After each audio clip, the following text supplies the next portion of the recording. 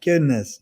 The music just cuts off abruptly there, but here we go. Welcome, Hockey Nation fans. It is the morning show, and we are doing your Detroit Red Wings update. And then if we have time, we will take a look around the NHL.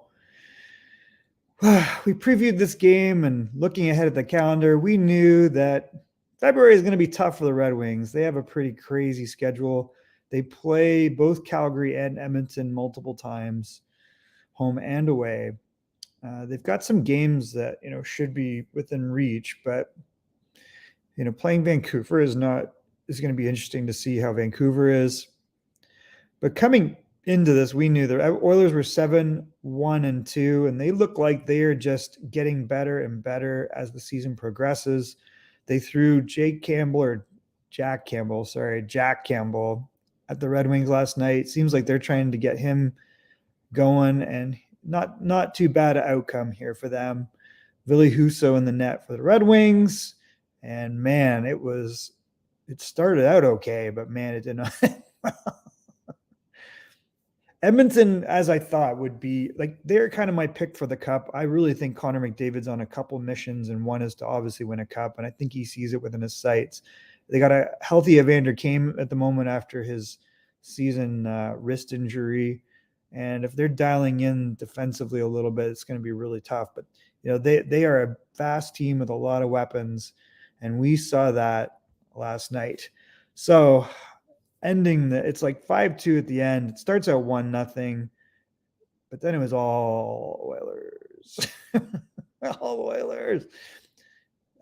Red Wings actually, I think, outshot the Oilers in this game. I think it was like 35-27. So that's a little bit rough. Tyler Bertuzzi getting on the board with his second of the year. He was stalled at one for a long time. We know he's had multiple injuries. Lucas Raymond getting an assist as he continues to pile up some points, and Dylan Larkin, the all-star representative for the Red Wings, getting his 29th. Then it was tied 1-1. Ryan McLeod getting on the board with his 9th of the year. So that's pretty good news. If he's on pace for like 12, 15 goals this year, that's pretty good. Then Warren Foegele, who I really liked this signing before, and he just has not been big time for the Oilers. Hello, Intertab. Good morning, sir. How are you doing? Just recapping the game last night.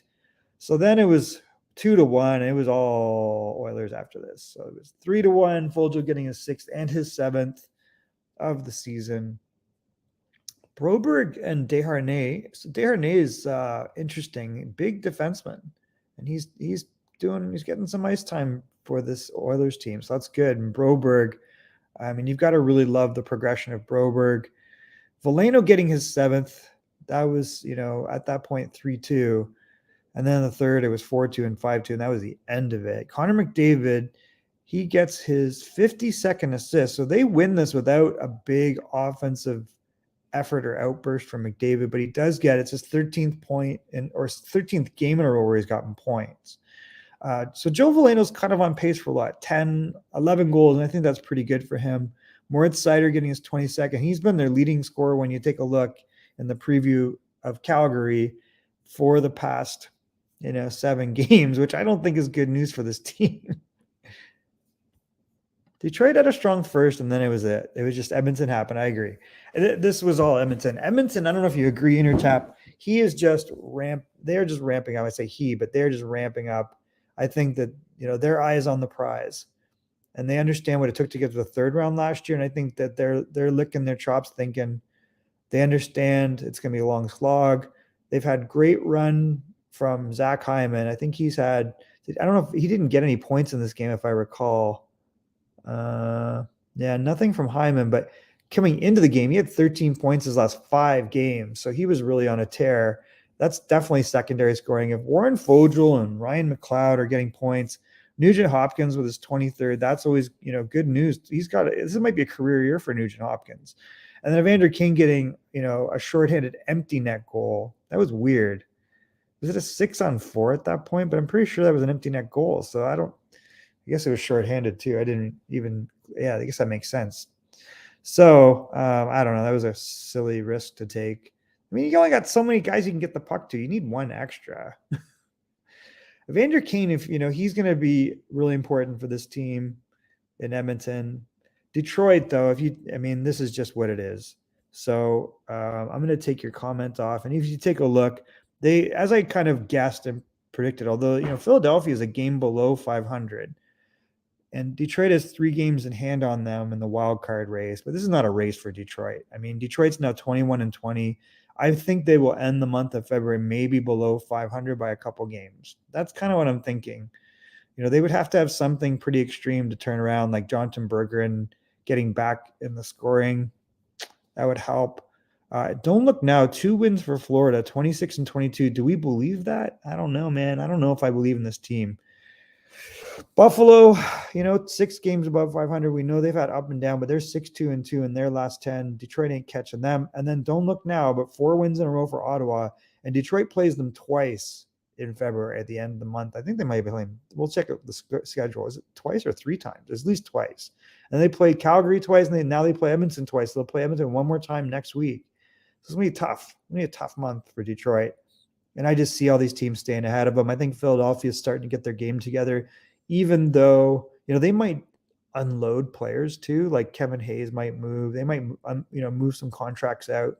But they're playing a John Tortorella type of game. Interesting one. Edmonton for Chychrun, for Bro. I would not do this deal. Why the hell would you do that? Why would you move Broberg for Chychrun?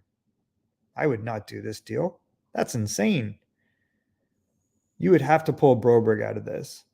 Why would anyone move Broberg? This guy's a young defenseman who can really play. He's at least top 4 now, and he might be a top 3. He might be a top 2. I would not move Broberg, and not for Chychrun. Chychrun, like if they're going to get Chychrun, they got to keep Broberg, keep Bouchard, and keep, I was going to say the wrong name. Not Joe. What's his name? Oh my God, why am I blanking on what the other defenseman's name is? I'm thinking the wrong name. His sister was at the All-Star game. Oh my God, my mind is shot today. But you've got to keep those guys and add Chychrun. That's what you got to figure out. And they have enough assets to do that. I would not move Broberg. If Ken Holland does this, he's crazy. Nurse, thank you. Sarah Nurse's brother is Darnell Nurse. I couldn't remember Darnell's first name. I was like, wait, it's not. What is his first? I remembered Sarah Nurse. Is that crazy? She had that sweet goal in the All-Star game. Did you see that where she pulled was the Forsberg and she scored? Oh my goodness. Blanking out here. This is an insane deal, Tap. If that is the rumor, that's ridiculous. And, if you're Arizona, you do this all day long because Broberg might be on par with Chychrun, in my opinion. There's not much difference between these two guys, in my opinion. And to give up a first, it's late. The second, late. I don't care about those things. Puya Harvey's a write-off at this point.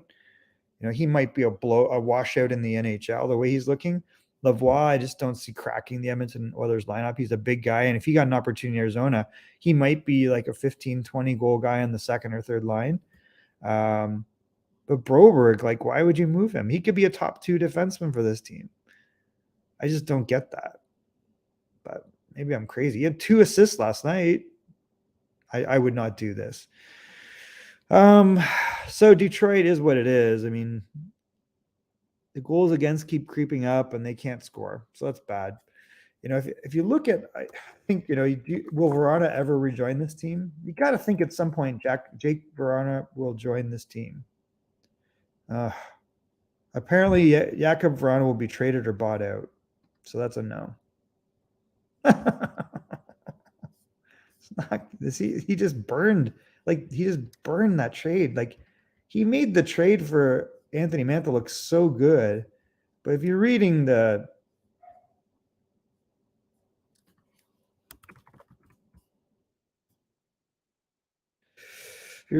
articles out there, they're saying he's going to be bought out or traded. So that sucks. That's a rumor, so I don't know. Red Wings are constantly evaluating Jakub Bronner and haven't recalled him, so that's good. I think if he comes back into the mix, I just don't know what the situation is there firsthand. He was making that deal look pretty good. So he did not have a point in 6 games, his first 6 games in the AHL with Grand Rapids. He now has 9 points in his last 9 games. So he's played 15 games in the AHL. He's got 6 goals, 3 assists, 9 points. So it's not too bad. If he can keep creeping up, he's a guy that could really help them offensively. Obviously, he has to be a good citizen, and he's got to have his act together. So there's that. I don't, if Bertuzzi can get scoring and they continue to get secondary scoring from the likes, like Rasmussen and Veleno are coming along. Do I know Ty Void? I don't know Ty Void. Let's look up who Ty Void is. Is he play for like in the OHL or something? No, wait. He's from Pittsburgh, isn't he? I thought he was from Pittsburgh. Yeah, he's playing the Sarnia Sting. He's the small right winger guy. I thought he was from Pittsburgh. Good morning, Lucky Luciano. Thank you for joining. So this is not looking great. Detroit is now joining Montreal and Columbus in the basement. Will they fall that far? They could. They have a rough month ahead. So I think that's the big thing coming up at, unconfirmed Husso versus Markstrom. And I don't know, Ty Voigt plays for the Sarnia Sting, and I thought he was from Pittsburgh. So if this is the same Ty Voigt, he's racking it up. He's a small guy, but I don't know, did he play in St. Louis, for the Blues? Is that where I saw him? But he's a little older, right? He's a 2003, isn't he? So he's like an overager, if it's the same guy I'm thinking of. So he's getting up there. He's probably got good numbers, but I just don't know. Has he been drafted or anything? Let me look it up. Good morning, guys. Okay, so Ty Voigt. Oh yeah, he was drafted 5th round. I saw this guy and I thought, I'm trying to think of where I saw him. It would have probably been, maybe it was with the St. Louis team, but that was a while ago. He's from, Pennsylvania. He's listed at 5'9". He is drafted. Yeah, he paid for the Pittsburgh Penguins elite. So I do recall him playing there. I don't know. I don't think he's from St. Louis Intertap, if it's the same guy. Yeah. So, he's having a good year. He's a small, skilled forward. If it's the same guy that I'm thinking of, then he played. I remember seeing with Pittsburgh Penguins elite. They've produced some pretty good players. A bunch of LA guys have gone there over the years, actually. And I really like the coaches there. I don't know much about him personally, and I haven't honestly followed the OHL very much. So, all right. So just looking ahead, Markstrom has really struggled this year. He played the other night and they lost in overtime. He smashed his stick. I would be shocked if they go back to Markstrom. Leafs know how to draft. Is that a joke? The Leafs do know how to draft. The Leafs have got, if you get a guy like that who's skilled and he's in the 5th round, that's pretty good. They've got a lot of talent and they keep trading guys and they still have a lot of, if you look at their prospects, they still have a lot of good prospects. You can say what you want. The bubble of Toronto is insane because if you look at really how the team is a little lopsided where you got these guys at the top that are superstars, but what do you want? If you look at the guys under them, they keep bringing up prospects that they're able to trade or move into the lineup. I think he's done a pretty good job at the draft and finding prospects late. That's what you want. If Toronto would calm the hell down, just relax, give these guys a break, but it'll never happen. There's a psychosis in Toronto going back to Harold Ballard and Punch Imlach and everything else. You always have drama around that organization. They need to calm down. You got 4 superstars there. Ride it out. Who cares if you never win a cup? You want to win a cup, but you got to stop. They need some D, but Rasmus Sandin's a good D they drafted.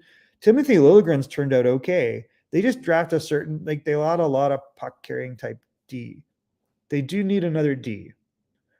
But, if you look they tend to obviously over-index on skilled players. So that's the thing. And those guys are tradable. Matthew Nyes should turn out okay. He was drafted ahead of Ty Voigt. I really like Matthew Nyes. I don't know if or when he'll arrive. Amirov, I don't know what's going on with him because he had the cancer problem. That's a big problem. Topi Niemela is a legit defensive prospect playing in Finland. I really like Topi Niemela if you watch him at the World Juniors in the past few years, and now he's playing pro. You got to think that he's going to come by the NHL at some point. Rodion Amirov, we'd have to check in and see, but I don't think he's played since his cancer diagnosis. So that was a very skilled player that they picked up, not a defenseman. So they drafted real well there, I thought. Nick Robertson, I think, is going to figure it out. I always thought he was going to be real good, but obviously I got it wrong about which one was the better one. They drafted an excellent defenseman. His name is Sean Durzi. They traded him for, as part of the Jake Muzzin deal. And Durzi is like a top 4 defenseman. He's got 26 points in 50 NHL games. So they drafted a real good guy there that I don't think a lot of us realized how good he was. I thought, Sean Durzi might be an AHLer. Well, he did more than that. Like, he's got 53 points in 114 NHL games. Former Owen Sound Attack and St. Mike's Buzzards guy. That was a second round pick. So they've done a pretty good job. That's my opinion. All right. So Markstrom, I would be surprised if they go back to Markstrom in Calgary. He threw a tantrum at the game and he blew that crazy goal where he went way outside the crease and gave a yawning cage. And that was the end of it. So that was how they lost that last game. If you look at Calgary, 24, 17, and 10, they've had a better season than I thought. Backlund, 7 points in 5 games, a little bit surprising to me. That's pretty good. Blake Coleman, if they're getting secondary scoring from the likes of Coleman and Mangiapane and Backlund, that is very good news. 2 goals in the last 5 games for Rasmussen. They need a lot. They need some goal scoring. They need David Perron to wake up here. Markstrom is so brutal. And, he started his career, like, he's up and down like a yo-yo. He was rough. It took a long time for him to get to the NHL. And maybe Edmonton was right not to sign him for the contract. I always thought, oh, man, that would have been a piece. But then you watch him in the playoffs last year. He was terrible. And if Daniel Vladar is the better goalie, you're in trouble. I don't think he's a number 1 goalie, but he has been for them. So that's rough. But this is still a very tough game for the Red Wings. I mean, I just think that this is not good. They're going to play them twice in the next week. Vladar is a 904. That's not a savior. He's 11-4-4, but 13-13-6. That's the, Markstrom's like off. Well, if the rumor is true and they're going to move Demko, I mean, what do you want? Because Thatcher Demko is an elite talent. He's like John Gibson. He's got the talent and he's got the ability to be that elite type of goaltender. And if you put him in a better defensive scenario, I think he'll do very well. We've seen him in the past where he did have that playoff run. I think he's a very, very good goalie. Reimer is Reimer. Reimer could help someone as a backup. He's streaky. He'll be up like a superstar and then he'll be down like killing you and letting in garbage goals.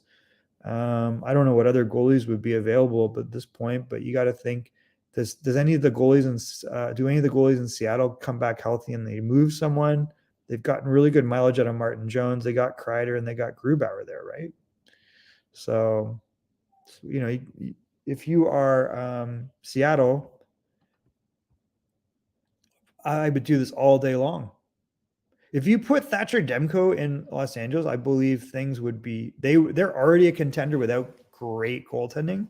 Peterson is flamed out.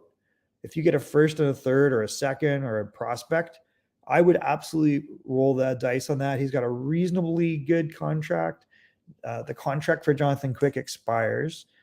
Pettersson is not panned out the way we all thought he would. I thought he was turned the corner, was pretty decent, but that's not the case.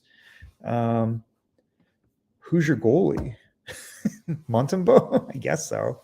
Right? Montembeault has made a big improvement, I think. So that, it's funny, like when goalies hit that 60-80 gate, you got to be kind of patient with goalies, don't you, in your tab? They hit 60-80 NHL games cumulative, and suddenly they turn in, oh, look, that guy's legit. So you've got to evaluate them, I think, structurally, and you've got to look at, like, how are they approaching the game mentally, and are they improving over a long haul? It takes a lot of time to get these guys to develop. Yeah, well, there you go. If you want Connor Bedard, then you take a risk and you move Allen, and you're already missing some of these young guys, so it makes sense. You dump out all the older contracts, and then you just worry about the goalie situation later.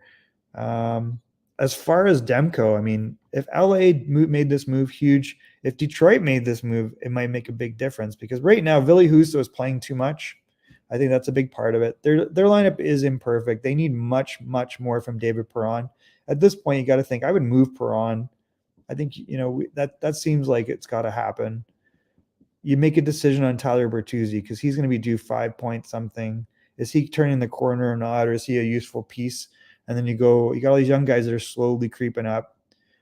You've still got Marco Kasper, Simon Edmondson, William Wallander in the mix. You got Sabrango might be useful in the NHL. You never know, the Finnish goalie. And maybe if you're Detroit, you just dump those guys out. And Kubalik's, been very inconsistent, overall pretty good, but game in, game out, coaches want to know they can rely on a guy, right? So that might not be Kubalik. So this is interesting. Do they throw Markstrom at Detroit? I just don't see this turning around. And so now we've got Thursday night Calgary. You got Vancouver on Saturday and then Vancouver on Monday. So you got a home and away, and then they're in Edmonton and Calgary again, and then they got Seattle. Could be rough. I mean, the Vancouver games, they got to at least get a split, and I can see them getting a split, but it's going to be interesting. That is true, but a lot of goalies are injury prone. What is up with that? I think it's the splits and the agility and the butterfly, and it's tough. That's why, just wear and tear wise, if you had a Ville Husso and a Demko, maybe not bad. Demko plays 45 games and Husso plays 37. That's the type of scenario that turns your team around a lot. Now they need to score some goals, but they're going to eventually get there. Washington is getting better because they've got Backstrom back and Wilson's in the mix, and they've got Charlie Lindgren's really turned out there. I got to give him credit. Like, that was a guy that you thought, well, maybe that's just never going to be, but he's turned out very good. And Kumper's won a cup last year, right? So he's pretty reliable. I've always liked Kumper overall. And you got the Rangers, and you got Tampa, and then you got Ottawa, who right now is on a 4-game winning streak. Do they keep that going and keep climbing? We're going to find out. But they look pretty good right now. So is Wilson out again? Geez, that sucks. I haven't really paid attention to Washington too much. I guess I should. What did he do? Is this a long-term injury or short-term injury? Backstrom, we'll see. But, I mean, it can't hurt them having him in the mix there. So that is the month ahead for the Red Wings, and that is the deal. I think the Red Wings are going to have a real bad record at the end of this. You could conceivably say they lose here. So then they're 0-3, 0-4, 1-4, heading to this 1-5 very realistically. Right? They could lose all three of those. They'd be 1-8 and then split Ottawa. They could be 2-8 a month. And if that happens, then they're in the Connor Bedard sweepstakes. That's really interesting. Right? Because if they're 2-8 after this, that's 6 games. That probably puts them on par, unless Montreal figures out a way to keep losing as well, which they might. This is a race to the bottom, and maybe that's what they're thinking. Like Connor Bedard, any team, it's gonna, and it's not even just Bedard. Like Fantilli's there. You got the Swedish forward is real good, and then you got some other pieces like Michkov. Could you imagine Michkov getting picked up by Detroit? Would Detroit figure a way to get Michkov out of Russia? Maybe in 2 years. Whew. I mean, listen, you think 5 wins this month? I don't know. I think they could be 2-8. Maybe 4-8. Let's say they're 4-8. It's still 4 games below 500. It's going to be interesting. I mean, that would be 5-7. So they're only 2 games, but that's not enough. If go all in. Come from behind and get in the sweepstakes. All right, guys, we are 15 minutes before the hour. I'm going to wrap this up. Thank you so much for joining. If you don't mind, hit the likes and subscribes if you haven't already. Tab, Lucky Luciano, I appreciate you guys joining. Appreciate the conversation. We will look for you on Hockey Nation Live tonight. I think you guys are on at 6 p.m. Pacific, 9 p.m. Eastern. So look forward to that. What do we got on tap tonight in the NHL? Let's just take a quick look. Oh, and Bo Horvat scored his first goal. So that's good news. That is good news if you're a New York Islanders fan. They won 4-0 last night against Seattle. So that's interesting, right? I mean, I think that is a good news story if you are wondering.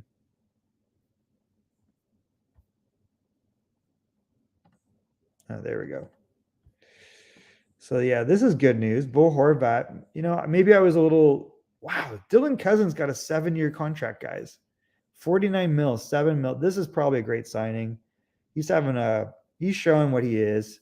He's going to be at least a point a game guy for the rest of his career. He's a big 6'3" guy. We always had, no issues with his skating and always wondered, like, does he have hockey sense? Does he move the puck enough? Never mind, he's fine. This is a really good player. I always thought he'd be a good player. I just wasn't sure if he was wing or center, but I don't think it matters. Like, this guy's like really, really good player. 94 points, 160 NHL games. A lot of teams would like to have that draft back. Good job, Dylan Cousins. $7 million a year. Is this a good contract? I think it is. I mean, that's great. He is complete. I agree. I think the big thing was, does he have offensive creativity? And I don't think it matters. He's a good team player. Boo, Islanders. What? What's wrong with the Islanders? Come on, guys. Yeah, the Islanders winning 4-0. Seattle's been, strangely a juggernaut this year. So do we believe in Seattle still? I don't know if I ever believe in Seattle. Vegas ended their streak of 4 losses. So that's interesting. Wow. What is going on in Tampa? San Jose getting a win. Pittsburgh knocking off Colorado in overtime. So they 2 points and 1 point. Timo Meier getting his 30th of the season and Braden Point in the same game. Timo Meier, man, are they going to move this guy? Why would you not build around him? Just dump everything else out. Point a game, -12 is not his fault. That's just a bad team. 30. I mean, this guy's just getting better and better. Carlson looking good. I mean, but they can't win. Just an imperfect team. Yeah, 4-8 is realistic, maybe. Oh my God, I got a husky out there. I gotta go figure out what's going on. She's like whining. 4-0 Islanders. So that's interesting.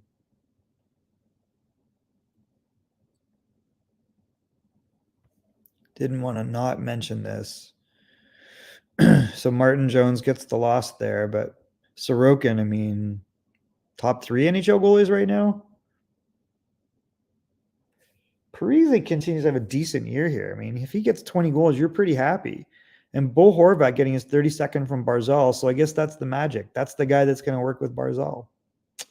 And I didn't really watch that game. Did Barzal play wing? And that's what seems to be the plan, is to have Bo at center and him at wing.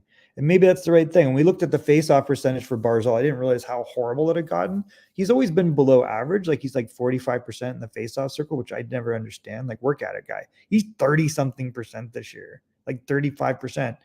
And Bo Horvat, we know, is the opposite. He's like 55%. So that's probably a big part of that. Yeah, Barzal and wing. So that just seems, I guess that's just the reality. He's going to be a winger here, and maybe that's better for him. He's just a super talented player. I looked at his overall numbers, and I always think he's been consistently a 55, 60 point guy. Should be an 80, 90 point guy. I don't get it. He's got all the talent. He's got the game breaking ability. And when he decides to score, when he decides to get assists, he's a great playmaker. He does all the things. So they need more goals from Barzal for sure. But he's been scoring a lot. I mean, if you take out the first 25 games where he got 0 goals, he's had 15 goals, but then he's gone on an 11-game streak where he had no points. So it's just, he's up and down like a yo-yo. I mean, hopefully Bo's a great leader. He's a captain in Vancouver. Not that that's, everything, but I think he fits in real well with them, and possession is a big part of the game. I agree. And winning faceoffs is the start of that, right? So if it's Bo, here we go, then that works out pretty well. So maybe I was wrong. And I think I looked at that and I was like, oh, I get it. If you look at the stats, then you move Barzal off and suddenly you go from 35% against the other team's top faceoff man to 55. Big difference. And maybe I still think the Islanders could miss the playoffs, but the way Sorokin is, maybe that's just, we know the NHL is so close, and you put a piece in, you take a piece out, and that can be the difference. 5-1 Vegas over Nashville. Nashville's another yo-yo team, just up and down like a yo-yo. That ended a 4-game skid for Vegas. Do we believe in Vegas? It's interesting. They got that with Aiden Hill in net, not Thompson. And Thompson was at the All-Star game, right? I think Thompson, you got to think he's in the top 4. Was Chandler Stevenson was in there too, right? So I don't know. Was Chandler Stevenson at the All-Star game? I thought he was. He only got 12 goals in the year. Interesting, but 46 points. So there's that. But yeah, what is the All-Star game? Anaheim getting a win over the other basement-dwelling Chicago. Big reason that, 2 big reasons why Nashville is all over the map. You don't think he's done? Do you think he'll get a defenseman? What will he get? Oh my God, the All-Star game's so bad, Lucky. It's just not good. Jason Dickinson, this is going to turn out pretty well, I think, over there for Chicago. It didn't work out in Vancouver, but he's going to get an opportunity there, and I think that might be a home for him in the future. Goal and assist last night, but in a losing effort. The newly acquired Jason Menga scoring. Seth Jones getting on the board for Chicago. Brett Leeson, interesting. Like, you don't have Menga getting a goal and assist. Wow. What? Really? You want to say? Really? Jeez. Comes over from Colorado and interesting. That's a very un-Jason Menga like. Oh, he took someone's spot. Is that what it was? Islanders need a D-man. Everybody needs a D-man. But yeah, Islanders, if they had a D-man, would that be a big difference for them? I don't know. Jake McCabe? Maybe. There's going to be a lot of pieces, I feel like. I did not see this. Who did that in the Pittsburgh game? See, this is what I'm saying too, by the way. Like, I was complaining that other video about, like, they say, oh, ratings are down. Well, the NHL experience is so fragmented. I used to be able to watch 3-4 games at once. And now I'm like picking and choosing. I can barely get the games to stream properly on ESPN. It's so frustrating. And I'd miss all the LA games now. So I'm just catching the box score. I can't even watch the games. I'm mostly blacked out. I'm in Nashville right now, so I could probably get the games. But I don't know. No, I'll have to check that out. Will there be some retribution there? Will be some sort of suspension, do you guys think? Interesting. Jason Menga. So, all right. So this is a wrap, guys. I'm going to pull it out. Thank you so much for joining. Appreciate you. We'll see you guys. Big mistake going as ESPN. Huge. I mean, they got the bag, right? They got the money, but man, it's a terrible fragmented experience. I thought MSNBC and NHL.com was really good. NHL.com was very good, except you would lose a lot of games to NBC, and that was frustrating. Now it's like, how do I even see the games I want? And I can't watch 3-4 games at once. It's so hard. I would have to jerry rig something up to do it, and I'm just not motivated. It's weird, and they're always showing me every sport except. I know I said this. They're showing me every sport except hockey, and I have to like, where's my game? I want to see Detroit. I told you I like Detroit, right? Where's Detroit? And if you click on the app to get to your game, it's not a direct line. It's like you have to start hunting again. So it's a little frustrating. All right, guys, I'm going to wrap it up. Really? You think so? I mean, Arizona's there to get that TV bag. They still get paid. But I don't know the deal. Like, is it structured on performance as well? I mean, the NHL doesn't want less exposure. They want more, right? So this is bad. The answer should be just stick it on YouTube. All the games should be on YouTube. And you subscribe to it, and boom, the kids will all watch it. I'll watch it. It's much better. And then we can sit there and then let guys like us comment on the game, have chat. You've got chat. You don't have chat on ESPN, right? How do you chat when you're watching the game on ESPN? Chat is such a huge part of our experience. It's the community part. So why, like, if the NHL was smart, they would just go, well, they might not be. They just might be bleeding into other things, right? TV is dead. So if you're going by ratings, TV is dead, right? Everybody's cut the cable cord. So that is part of it. But then if you're burying games in cable experience, that's bad. And the online experience is bad. So fix it. It's huge. Like, if it's on YouTube, if the games were streamed on YouTube, you do a deal with Google. They have Google TV, so you get your cable experience, and then you let the games, instead of putting on MSNBC, you put it on YouTube or Twitch. Go to Amazon, do it on Twitch. But YouTube is the answer. It's got great discoverability. You can find and pin games. You can follow the people you want to comment on games, and you let this be the experience, right? You let the chat be the experience, and people will stick around and watch the game, and you rate it based upon that. That's how you save it, because you're just behind the times twice. You're 2 steps away. You go, oh, I got streaming. No, put it on YouTube. You guys are crazy. Of course, Canada is totally different. right? You got two sports networks and all it is hockey. But the United States experience is horrible. And if you want to grow in the States, which they do, and the majority of teams are in the States, bad experience between Bally, TNT, and ESPN. It's a mess. It's worse than the prior experience, which I thought was not great. All right, guys, it's 4 minutes before the hour. I should really jet. Have a wonderful day, and we will see you on Friday morning to recap how the Calgary game went. Check out Hockey Nation Live tonight. Hit likes and subscribes if you're watching this, and we'll keep our eye on. Good news for Dylan Cousins getting his 7 years, $49 million contract. So congratulations to the ex-WHL player. He has really blossomed in Buffalo. I really like the coach in Buffalo. Tage Thompson's going to get a big contract at some point too, right, guys? Has he already got his contract? I don't even know what that situation is. We should look at that. Yeah, we'll say goodbye for real, guys. Thanks a lot. We will talk to you later.